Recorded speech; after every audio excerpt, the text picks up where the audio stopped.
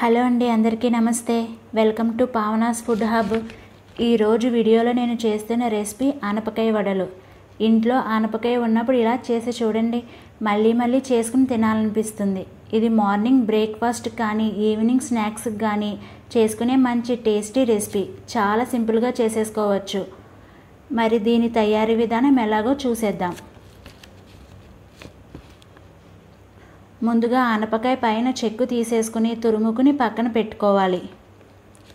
ఒక బౌల్ తీసుకుని దానిలో తురుముకున్న ఆనపకాయ తరుగుని వేసుకోవాలి. తురుముకున్నాక నాకు 1 కప్పు వచ్చిందండి. అదే కప్పుతో 1/2 కప్పు స్వీట్ కార్న్ వేసుకోవాలి. స్వీట్ కార్న్ ఆప్షనల్ అండి, ఇష్టం ఉంటే వేసుకోవచ్చు, లేకపోతే స్కిప్ చేయవచ్చు. దాంట్లోనే సేమ్ కప్పుతో వరిపిండి వేసుకోవాలి. ఆనపకాయ తురుము ఎంతైతే వచ్చిందో అదే కప్పుతో వరిపిండి కూడా సేమ్ వేసుకోవాలండి.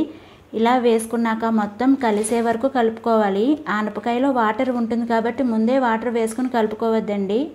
అంతా కలుపుకున్నాక కొంచెం వాటర్ జల్లుకొని కలుపుకోవాలి. వీడియోలో చూపించిన విధంగా కలుపుకోవాలండి. ఇప్పుడు దీనిలో సన్నగా తరిగిన ఉల్లిపాయ, పచ్చిమిర్చి ముక్కలు, 1 స్పూన్ జీలకర్ర, తగినంత కరివేపాకు, కొత్తిమీర వేసుకుని రుచికి సరిపడా సాల్ట్ వేసుకుని కలుపుకోవాలి.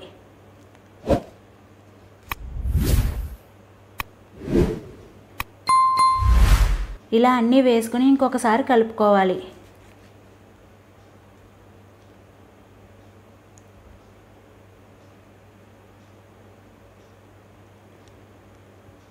ఇలా ఉండవ్వాలండి, అప్పుడే వడలు ఈజీగా చేసుకోవచ్చు. దీనిని పక్కన పెట్టుకుని మూకుట్లో డీప్ ఫ్రైకి సరిపడా ఆయిల్ వేసుకుని, ఆయిల్ హీట్ అయిన తర్వాత ముందుగా కలిపి పెట్టుకున్న పిండిని వడల్లా ఒత్తుకుని కాగిన నూనెలో వేసుకుని డీప్ ఫ్రై చేసుకోవాలి. కొంచెం వేగాక అటు ఇటు కలుపుకుంటూ డీప్ ఫ్రై చేసుకోవాలి. బ్రౌన్ కలర్ వచ్చేదాకా ఉంచి తీసేయచ్చు. స్టవ్ మీడియం ఫ్లేమ్లో పెట్టుకుని డీప్ ఫ్రై చేసుకోవాలి. ఇలా కలుపుకున్న పిండి మొత్తం వడల్లా వేసేసుకోవాలండి.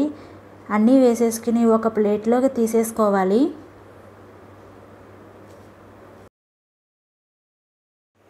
అంతే, ఎంతో టేస్టీగా ఉండే ఆనపకాయ వడలు రెడీ. ఇవి ఎలాంటి చట్నీతోనైనా కలిపి తీసుకుంటే రుచి చాలా బాగుంటుందండి. ఈ వీడియో కనుక మీకు నచ్చినట్లయితే లైక్ చేసి సబ్స్క్రైబ్ చేయండి.